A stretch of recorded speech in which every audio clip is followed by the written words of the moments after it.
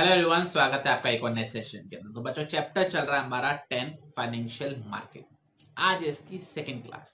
पहले करेंगे 2 minute revise कि हमने फर्स्ट क्लास के अंदर क्या किया था, जिससे एक फ्लो बन जाए। उसके बाद करेंगे आज की क्लास को कंटिन्यू। ओके। तो बच्चों, फर्स्ट क्लास के अंदर हमने बेसिकली 3 टॉपिक्स देख लिए थे। इंट्रोडक्शन देख लिया था, कॉन्सेप्ट ऑफ फाइनेंशियल मार्केट देख लिया था, और फाइनेंशियल मार्केट क्या क्या फंक्शन है वो हमने देख लिया था। तो पहले रिवाइज करते हैं फटाफट से। देखो, बिजनेस चालू करने का जब हम सोचते हैं तभी से हमको पैसे की रिक्वायरमेंट हो जाती है, और जब बिजनेस चालू होता है तो पैसा हमको अलग अलग जगह पे पैसा लगाना पड़ता है।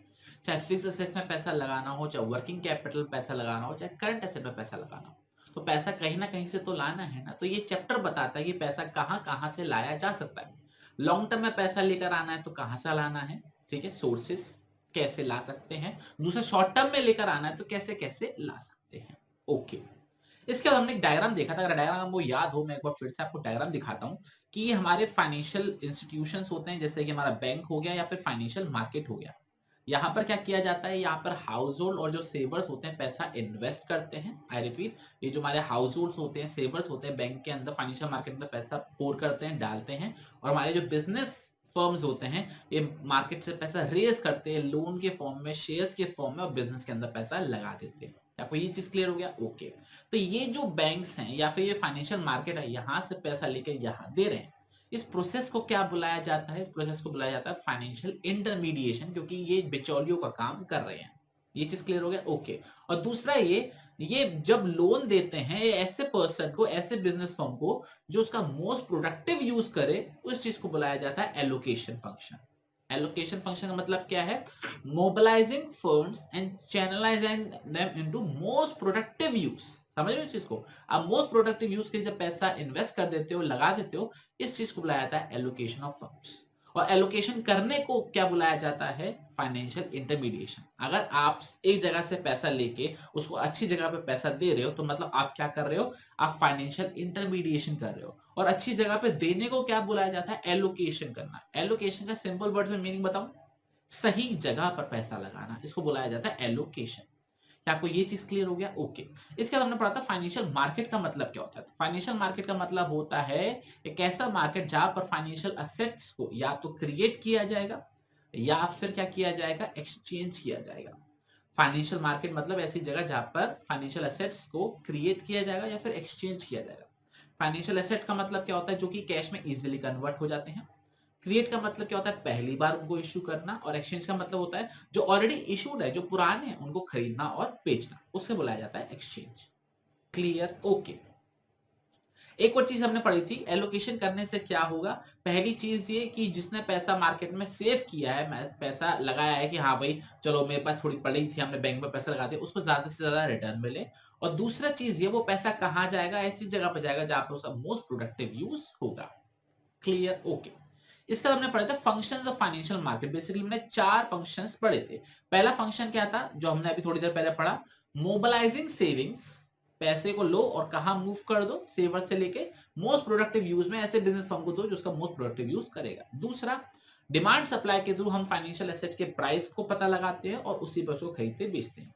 तीसरा, ये कॉस्ट ऑफ ट्रांजेक्शन को रिड्यूस करता है। मतलब ये फाइनेंशियल मार्केट आपका टाइम बचाता है, आपके एफर्ट्स बचाता है, आपके मनी बचाता है। क्यों? कैसे बचाता है? कि आपको, आप सेलर हो तो आपको बायर ढूंढना नहीं पड़ता, बायर हो तो आपको सेलर ढूंढना नहीं पड़ता। और फोर्थ जो हमारा जो फंक्शन वो क्या है? लिक्विडिटी प्रोवाइड करता है। यहाँ पे लिक्विडिटी का मतलब होता है इजीली कन्वर्टेबिलिटी इनटू कैश। आप इजीली पैसा कैश में कन्वर्ट कर सकते हैं।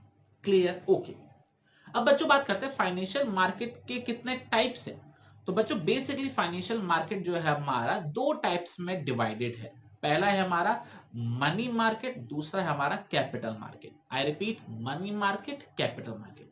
मनी मार्केट के ब्रैकेट में लिख दो short term, less than 1 year. और कैपिटल मार्केट के ऊपर लिख दो basically long term, more than 1 year. ठीक है? मनी मार्केट में लिख दो short term, less than 1 year. और कैपिटल मार्केट के ब्रैकेट में लिख दो long term, more than 1 year. Okay. तो financial market on the basis of maturity, on the basis of time period, 2 parts में डिवाइड हो जाता है। एक हमारा मनी मार्केट, एक होता है हमारा कैपिटल मार्केट। आज हम स्टार्ट करने वाले मनी मार्केट को लेके। तो मनी मार्केट का मतलब क्या होता है? कि ऐसा मार्केट जहां पर हम पैसे को, आई रिपीट, जहां पर हम पैसे को इन्वेस्ट कर सकते हैं 1 साल से कम टाइम पीरियड के लिए, या फिर ऐसा मार्केट जहां से हम पैसा मार्केट से उठा सकते हैं 1 साल से कम टाइम पीरियड के लिए। मतलब ये फाइनेंशियल मार्केट का मतलब क्या होता है, जहां पर हाउस होल्ड क्या होता है, पैसा सेव करते हैं, और जो बिजनेस फर्म होते हैं पैसा उठा लेते हैं, रेस कर लेते हैं, लोन ले लेते हैं, जिसे वो बिजनेस फर्म में लगा सके। तो एक ऐसा मार्केट जहां पर अगर मैं हाउस होल्ड हूं तो एक साल से कम टाइम के लिए पैसा डाल सकता हूं, और अगर मैं बिजनेस फर्म हूं तो मनी मार्केट से मैं एक साल से कम पीरियड के लिए लोन ले सकता हूं या फिर मार्केट से पैसा उठा सकता हूं। तो मनी मार्केट इस मार्केट का नाम है। रीड करेंगे तो और अच्छे से क्लियर हो जाएगा। तो money market is a market for short term funds, ध्यान रखना शॉर्ट टर्म मतलब एक साल से कम के लिए, which deal in monetary assets whose period of maturity is up to 1 year. मतलब ये आप फाइनेंशियल एसेट्स ऐसे खरीद रहे बेच रहे हो जो कि एक साल तक के लिए ही वैध होते हैं, एक साल तक की उनकी लिमिट होती है। एक साल के बाद या तो आपको पेमेंट वापस मिल जाएगा या फिर आपको वापस करना पड़ेगा। क्लियर? कोई भी डाउट है इसके अंदर? Okay.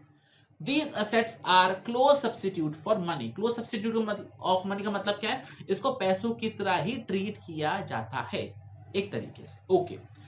It is a market where is low risk, unsecured, short-term debt instrument that are highly liquid, issued and actively traded every day. मतलब ये बहुत लो रिस्क वाले होते हैं। लो रिस्क का मतलब क्या होता है? इसमें जो डिफॉल्ट का जो रेट है, पैसे मरने का जो रेट है ना, पैसे गायब होने का जो रेट है, बहुत ही कम है। ये अनसिक्योर्ड होते हैं। अनसिक्योर्ड का मतलब होता है बदले में कोई भी सिक्योरिटी वगैरह आपको नहीं रखवानी पड़ती।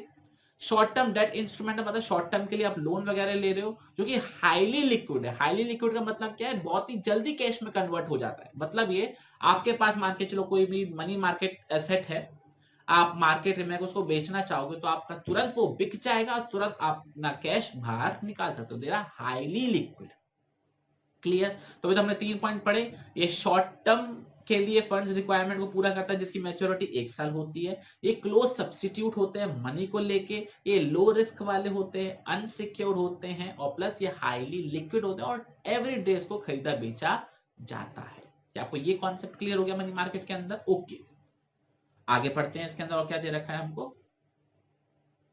It has no physical location but it is an activity conducted over the telephone और थ्रू द इंटरनेट। ध्यान रखना ये इंपॉर्टेंट लाइन है, आपको 1 मार्क में एमसीक्यू आ सकता है। आपका सीयूसीटी के अंदर जो सिलेबस है बिजनेस स्टडीज का, उसके अंदर ही आ सकता है कि मनी मार्केट का कौन सी लोकेशन है। मनी मार्केट मतलब कोई दुकान है, कोई ऑफिस है, कोई बिल्डिंग है? तो इसका करेक्ट आंसर है इसकी कोई बिल्डिंग नहीं है, इसका कोई ऑफिस नहीं है। ये टेलीफोन के थ्रू चलता है या फिर ये कह लो ये इंटरनेट के थ्रू चलता है। ये चीज समझ में आ रही है? इसका कोई ऑफिस वगैरह नहीं होता मनी मार्केट का। क्लियर? ओके। इसके अलावा it enables the raising of short term for meeting temporary shortage requirement of cash and obligation and temporary deployment of excess fund for earning returns. मतलब क्या है? ये बहुत इंपॉर्टेंट है। इसका मतलब ये है, मान के चलो आपको 2 महीने के लिए पैसों की रिक्वायरमेंट है, तो मनी मार्केट एक ऐसी जगह जहां पर आप सिर्फ 2 महीने के लिए भी लोन ले सकते हो। ये चीज क्लियर हो गया? और दूसरी चीज, आपके पास पैसा 3 महीने के लिए पड़ा हुआ, 3 महीने आपके पास और कोई काम नहीं है पैसों का यूज करने का, 3 महीने के बाद है, तो इस पैसे का क्या करोगे? तो आप 3 महीने के लिए पैसा इन्वेस्ट कर सकते हो, 3 महीने के लिए पैसा किसी को और को दे सकते हो, बदले में रिटर्न ले सकते हो। तो मनी मार्केट ये दोनों चीजों को फुलफिल करता है। मतलब ये, अगर आपको शॉर्ट टर्म के लिए पैसों की रिक्वायरमेंट है तो आपको पैसा दे भी देगा, अगर आपको शॉर्ट टर्म के लिए इन्वेस्ट करना है तो वो आपको इन्वेस्ट भी करवा देगा। क्लियर? ओके। और लास्ट पॉइंट क्या दे रखा है? मनी मार्केट के अंदर मेजरली कौन कौन से ऐसे लोग हैं जो डील करते हैं? आई रिपीट, कौन कौन से जो लोग हैं मनी मार्केट के अंदर खरीदते बेचते हैं फाइनेंशियल एसेट को? वो है हमारा reserve bank of India, commercial bank, non banking financial corporation, state government, large corporate houses, mutual fund. मतलब इन शॉर्ट ये छोटे मोटे लोगों की बात नहीं है मनी मार्केट के अंदर डील करना, यहाँ पर बड़े बड़े लोग ही बिजनेस डीलिंग करते हैं। और ध्यान रखना, यहाँ से भी क्वेश्चन बन सकता है कि मनी मार्केट इंस्ट्रूमेंट में कौन कौन से ऐसे लोग हैं जो खरीदते बेचते हैं? तो RBI, banks, NBFCs, government, large corporate houses या फिर म्यूचुअल फंड्स। क्लियर? कोई भी डाउट मनी मार्केट से रिलेटेड? मनी मार्केट क्या एक शॉर्ट टर्म मार्केट है जिसके अंदर मैच्योरिटी पीरियड 1 साल तक की होती है। ये क्लोज सब्स्टिट्यूट होते हैं मनी के लिए, ये लो रिस्क होते हैं, अनसिक्योर्ड होते हैं, हाईली लिक्विड होते हैं, इनकी कोई फिजिकल लोकेशन नहीं होती है। टेम्परेरी बेसिस पे आपको पैसे रिक्वायरमेंट हो तो आपको लोन मिल जाएगा, आपको टेम्परेरी बेसिस पे पैसा इन्वेस्ट करना हो तो वो भी हो जाएगा, और यहाँ पे मेजर पार्टिसिपेंट भी आपको पता लग जाएगा। क्या कोई ये चीज में क्लियर है? कोई भी डाउट हो तो बताइए फटाफट से बच्चों, कोई भी डाउट हो तो मुझे कमेंट सेक्शन में तुरंत बताइए, आपको तुरंत आंसर मिलेगा। ओके, अब बच्चों यहां पर हम बात करने वाले हैं मनी मार्केट इंस्ट्रूमेंट के बारे में। इसको लिख दो, very very very important, money market instrument मतलब क्या है? कैसे कैसे तरीकों से पैसा हम रेज कर सकते हैं, कैसे कैसे तरीके से हम पैसा इन्वेस्ट कर सकते हैं। मतलब ये ऑब्वियसली बात है, कोई पैसा मार्केट से उठा रहा है तो तभी उठा रहा होगा ना, किसी ने मार्केट के अंदर पैसा लगाया होगा।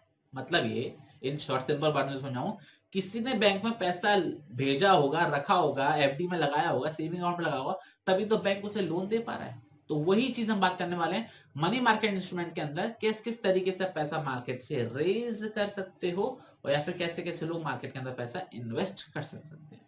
क्लियर? ओके, तो पहली चीज जो हम पढ़ने वाले हैं वो है हमारा सर्टिफिकेट ऑफ डिपॉजिट, जिसको हम शॉर्ट में सीडी भी बुलाते हैं। अब ये क्या है पहले तो ये समझते हैं। सर्टिफिकेट ऑफ डिपॉजिट कौन यूज करता है? तो सबसे पहले यूज करते हैं कमर्शियल बैंक्स या फिर डेवलपमेंट फाइनेंशियल इंस्टीट्यूशन, जो कि डेवलपमेंट का काम करते हैं। ठीक है, ओके।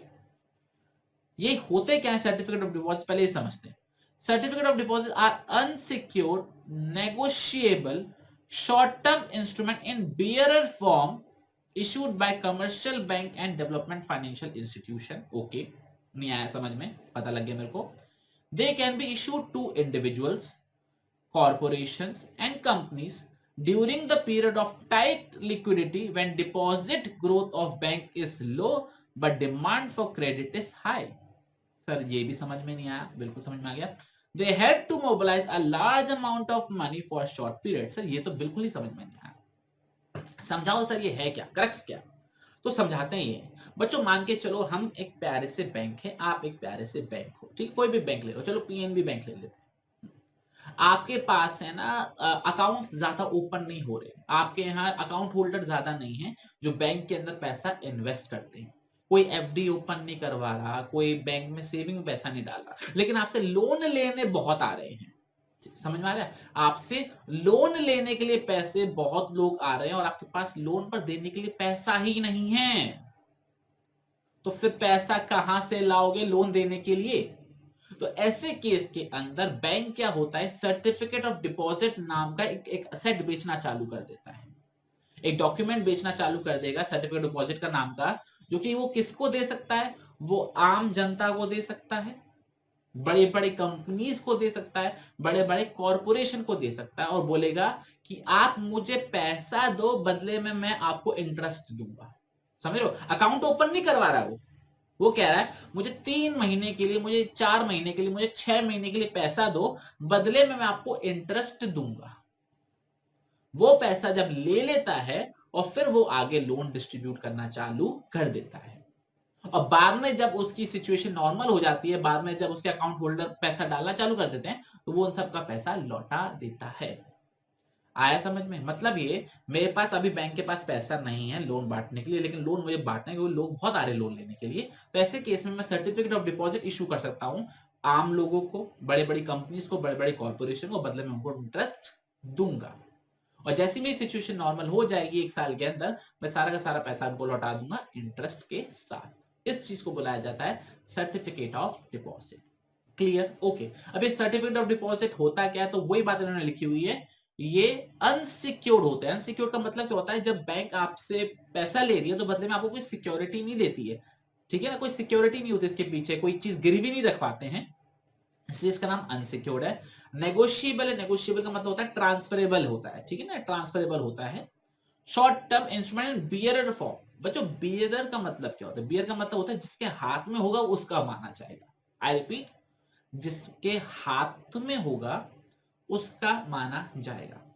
बियरर का मतलब ये होता है। और आपको कंफर्म करना हो बियरर का मतलब, तो अपनी जेब में से एक 10 रुपए का नोट निकालो या 50 रुपए का नोट निकालो, या जो भी नोट, उस पे एक है ना कहानी लिखी होती है, 10 रुपए के नीचे ना एक कहानी लिखी होती है, 4 लाइनें लिखी होती है इंग्लिश की, तो उसमें लिखा होगा I promise to the bearer of this note to pay a some of ₹100 या फिर 20। बियरर का मतलब होता है जिसके हाथ में वो कागज है, जिसके हाथ में वो नोट है, वो चीज उसकी मानी जाती है, तो इसलिए इसका मतलब होता है बियरर फॉर्म। तो सर्टिफिकेट ऑफ डिपॉजिट क्या है, अनसिक्योर्ड होता है, नेगोशिएबल होता है, बियरर फॉर्म में होता है, जिसके हाथ में होगा उसका माना जाएगा, जो कि कौन इशू करता है, बैंक्स इशू करते हैं या फिर फाइनेंशियल इंस्टीट्यूशन इशू करते हैं। ये किसको इशू करा जा सकता है, ये उन इंडिविजुअल को इशू किया जा सकता है, कंपनीज को इशू किया जा सकता है, कॉर्पोरेट हाउसेस को इशू किया जा सकता है। ये कब इशू किया जाता है, जब बैंक है ना टाइट पोजीशन पर होता है, उसके पास पैसा ज्यादा नहीं होता है, बैंक जो हमारे अकाउंट होल्डर हो पैसा डाल नहीं रहे हैं, लेकिन लोन हमको देना है, तो कहां से देंगे, वो सर्टिफिकेट ऑफ डिपॉजिट इशू करके पैसा लेकर आएंगे, वहां देंगे। तो वही लिखा हुआ है, ये शॉर्ट पीरियड के लिए लार्ज अमाउंट को मूव करने के लिए बनाया जाता है। क्लियर, कोई भी डाउट इस सर्टिफिकेट ऑफ डिपॉजिट के अंदर? आई होप बच्चों को कोई भी डाउट नहीं होना चाहिए। तो मनी मार्केट का मतलब हमको पता लग गया, ये शॉर्ट टर्म फंड होता है, मैच्योरिटी इसकी 1 साल के लिए होती है, ये क्लोज सब्स्टिट्यूट होते हैं, हाईली लिक्विड होते हैं, रिस्क इसमें कम होता है, अनसिक्योर होते हैं। ऊपर हमने पढ़ा था इसके अंदर इसके major participant reserve bank, commercial banks, corporate houses होते हैं। टेम्परेरी बेसिस पर आप लोन ले सकते हो, टेम्परेरी बेसिस पर पैसा इन्वेस्ट कर सकते हो, और इसकी कोई फिजिकल लोकेशन नहीं होती है। ठीक है, अब देखो मुझे एक बात बताओ, यहां पर एक बैंक है, अपने बैंक से वो सर्टिफिकेट ऑफ डिपॉजिट इशू कर रहा है, मतलब समझ रहे हो, मनी मार्केट की अपनी कोई लोकेशन नहीं होती है। मैं अपनी कंपनी से मार्केट मनी जो फाइनेंशियल एसेट्स है वो बेच सकता हूं, लेकिन मनी मार्केट की अपनी कोई लोकेशन नहीं है। क्लियर, ओके, आई होप बच्चों को ये चीज क्लियर हो गई होगी। ओके, अब बच्चों पढ़ते हैं दूसरा हमारा मनी मार्केट इंस्ट्रूमेंट, और दूसरा मनी मार्केट इंस्ट्रूमेंट का नाम क्या है, ट्रेजरी बिल। बच्चों इसको शॉर्ट में टी बिल भी बुलाया जाता है, ट्रेजरी का टी को शॉर्ट कर सकते हैं टी बिल। ये क्या है, इसमें से ना काफी बार क्वेश्चन भी पूछा जा चुका है। अब देखो बच्चों, ट्रेजरी मतलब खजाना, और खजाना मतलब किसके पास खजाना होता है, इंडिया के पास राजा महाराजा तो रहे नहीं, गवर्नमेंट के पास खजाना होता है। तो ध्यान रखना, ट्रेजरी बिल जो होता है वो हमेशा कौन इशू करता है, गवर्नमेंट इशू करता है। आई रिपीट, कौन इशू करता है, गवर्नमेंट इशू करता है। तो क्या लिखा हुआ है, a treasury bill is basically a instrument for short term borrowings by government of India maturing less than 1 year. मतलब ये जब आपको 1 साल से कम पीरियड के लिए गवर्नमेंट को लोन चाहिए होता है शॉर्ट टर्म रिक्वायरमेंट के लिए, तब गवर्नमेंट जो है ट्रेजरी बिल इशू करती है। इसको जीरो कूपन बॉन्ड्स भी बुलाया जाता है। ट्रेजरी बिल्स का दूसरा नाम क्या है, जीरो कूपन बॉन्ड्स। ये कौन इशू करता है, ये आरबीआई इशू करता है गवर्नमेंट के बिहाफ पे, क्योंकि गवर्नमेंट डायरेक्टली तो पब्लिक से डील करती नहीं है मार्केट पैसे के लेन देन से, ये आरबीआई के थ्रू डील करता है। तो गवर्नमेंट जो होती है वो आरबीआई को बोलती है, और आरबीआई मनी हमारे ट्रेजरी बिल्स है इनको इशू करता है। ठीक है, तो 1 मार्क में क्वेश्चन आ सकता है, हु इशूज ट्रेजरी बिल, तो आपको आंसर देना पड़ेगा RBI issues treasury bill on the behalf of government. Clear, क्यों करता है, शॉर्ट टर्म फंड्स रिक्वायरमेंट के लिए। ये प्रोमिसरी नोट होते हैं। प्रोमिसरी नोट का मतलब क्या होता है कि हाँ भाई हम आपसे पैसे ले रहे हैं और हम आपको प्रॉमिस कर रहे हैं कि इतने टाइम बाद आपको पैसा लौटा देंगे। ये हाईली लिक्विड होते हैं। हाईली लिक्विड का मतलब क्या होता है कि मान के चलो मेरे हाथ में ट्रेजरी बिल है, मैं अगर आपको दूंगा तो आप तुरंत खरीद लोगे, मैं किसी और को दूंगा तो वो तुरंत खरीद लेगा। क्यों खरीद लेगा, क्योंकि पता है ये तो आरबीआई ने दिया है, इसके मरने के चांसेस तो है ही नहीं, इसके डिफॉल्ट होने के चांसेस तो है ही नहीं। समझ में आ रहा है, ये हाई एश्योर्ड यील्ड है। एश्योर्ड यील्ड मतलब मिलेगा ही मिलेगा पैसा, इसका कभी मरने के चांस या डिफॉल्ट होने के चांसेस नहीं है। नेग्लिजिबल रिस्क मतलब इसमें कोई रिस्क है ही नहीं। Clear, okay. They are issued at a price which is lower than the face value and repaid at par. ये तो बेसिक सी चीज आपको क्लियर हो गई होगी। इसका मतलब है यहां पर issued at discount, redemption at par. Clear, अगर आपने शेयर चैप्टर पढ़ रखा है, अगर आपने डिबेंचर्स चैप्टर पढ़ रखा है, तो आपको इसका मीनिंग पता लग जाएगा। इसका मतलब क्या है, इशूड एट डिस्काउंट और रिडम्पशन एट पार। और जिन्होंने ये चैप्टर नहीं पढ़ रखा तो उनको बेसिक सी चीज समझा दूं। मान के चलो ये पेन की एमआरपी है 50 रुपए, ठीक है, ये मैं आपको 40 रुपए का दे रहा हूं। ठीक है, मैं आपको ये 40 रुपए का दे रहा हूं, मतलब मैं आपको डिस्काउंट पर दे रहा हूं। ठीक है, कि ये लो और मुझे दे दो 40 रुपए, और बाद में मैं आपसे पेन दोबारा खरीदूंगा, बदले में आपको मैं पूरे 50 रुपए दे दूंगा। आया समझ में? तो इशूड एट डिस्काउंट, मैंने आपको ये चीज डिस्काउंट पर दी, लेकिन रीपेमेंट करते समय मैंने आपको फुल वैल्यू दी। समझ में आ रहा है? तो मतलब ये आपने 40 रुपए दे के 50 रुपए कमाए, तो मतलब आपने इन शॉर्ट 10 रुपए कमा लिए ना मुझसे। तो वही चीज यहां पे लिखा हुआ है, issued at discount and redemption at par. Clear, okay. और ये जो डिफरेंस था 40 और 50 का 10 रुपए का, इस चीज को हम क्या बुला देते हैं, इस चीज को हम डिस्काउंट बुला देते हैं, या फिर ये कह लो इस चीज को हम इंटरेस्ट भी बोल देते हैं एक तरीके से। The difference between the price at which treasury bills are issued, मतलब 40 रुपए जो मेरा एग्जांपल था, एंड रिडम्पशन वैल्यू, रिडम्पशन का मतलब होता है बच्चों रीपेमेंट। तो मैंने आपको 40 रुपए में पेन दिया था, 50 रुपए में वापस खरीदा, तो वही है, ट्रेजरी बिल 40 रुपए में दिया और 50 रुपए में वापस ले लिया, तो इसका मतलब क्या, मैंने आपको 10 रुपए ब्याज के दे दिए आपके पैसे यूज करने में। Clear, okay. Fifth point very very important, इसमें से एक नंबर का क्वेश्चन बना था, और ध्यान रखना, एक ट्रेजरी बिल कम से कम कितने रुपए का होता है, 25,000 का होता है, और 25,000 का एक होता है, और आपको अगर 2 खरीदने तो आपको 50,000 लगाने पड़ेंगे, अगर आपको 3 खरीदने तो आपको 75,000 लगाने पड़ेंगे, 4 खरीदने तो 1 लाख रुपए लगाने पड़ेंगे। समझ में आया? बिल्कुल सही। लेकिन आपके पास सिर्फ 40,000 रुपए है, तो सिर्फ आप एक ही ट्रेजरी बिल खरीद सकते हो 25,000 का, आप दूसरा नहीं खरीद सकते, क्योंकि 25,000 या उसके मल्टीपल में आप खरीद सकते हो, फ्रैक्शन में नहीं खरीद सकते। एग्जाम में इस पे क्वेश्चन आया था, क्वेश्चन क्या आया था कि मिस्टर ए थे जिनके पास 20,000 रुपए थे, और वो जो है ट्रेजरी बिल में पैसा इन्वेस्ट करना चाहते थे, लेकिन आरबीआई ने उनकी जो रिक्वेस्ट थी उनको मना कर दिया। अब बताओ क्यों मना कर दिया? एक नंबर में रीजन था, तो इसका रीजन क्या था, जो ट्रेजरी बिल होता है उसका मिनिमम वैल्यू 25,000 होता है, 25,000 के मल्टीपल पे होता है, और क्योंकि मिस्टर ए के पास 20,000 थे, तो हम ट्रेजरी बिल नहीं इशू कर सकते थे। तो ध्यान रखना, ये भी क्वेश्चन बना हुआ है। तो ट्रेजरी बिल मिनिमम 25,000 का होगा और उसके मल्टीपल में ही होगा। Clear, okay. और ये बच्चों एग्जाम्पल दे रखा है, इसको आप रीड कर लेना है, चलो मैं रीड ही करा देता हूं, क्या लिखा हुआ है। Suppose an investor purchase a 91 days treasury bill, 91 days treasury bill का मतलब क्या होता है, रीपेमेंट 91 डेज के बाद हो जाएगा, with a face value of 1 lakh for 96,000, मतलब ये फेस वैल्यू थी 1 लाख की, और दिया हमने 96,000 पे, मतलब ये पेन था, ये ट्रेजरी बिल है, ये मैंने आपको दिया और बदले में 96,000 ले लिए।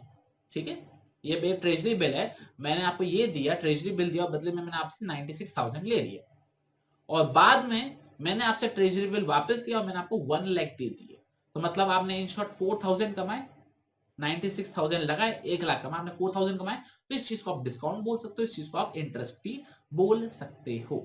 Clear, okay. तो बच्चों ये था हमारा, दो हमने मनी मार्केट इंस्ट्रूमेंट पढ़ लिया। पहला हमने पढ़ लिया सर्टिफिकेट ऑफ डिपॉजिट, जो कि बैंक्स इशू करते हैं जब इनको शॉर्ट टर्म रिक्वायरमेंट होता है, और दूसरा हमने ट्रेजरी बिल पढ़ा जिसके अंदर गवर्नमेंट इशू करती है, आरबीआई से इशू करवाती है और पब्लिक से लोन लेती है शॉर्ट टर्म के लिए। ध्यान रखना 25,000 रुपए मिनिमम होता है, और इशूड एट डिस्काउंट होता है, रिडम्पशन एट पार होता है, इसको जीरो कूपन बॉन्ड भी बुलाते हैं। आई होप बच्चों को अच्छे से क्लियर हो गया होगा। तो चलिए बच्चों, आपसे मुलाकात करेंगे अगले सेशन के अंदर, जिसके अंदर हम बचे हुए मनी मार्केट इंस्ट्रूमेंट देखेंगे और फिर इस टॉपिक को करेंगे कंप्लीट। तब तक के लिए अपना बहुत बहुत ख्याल रखना और पढ़ते रहना। जय हिंद, जय भारत, बाय बाय।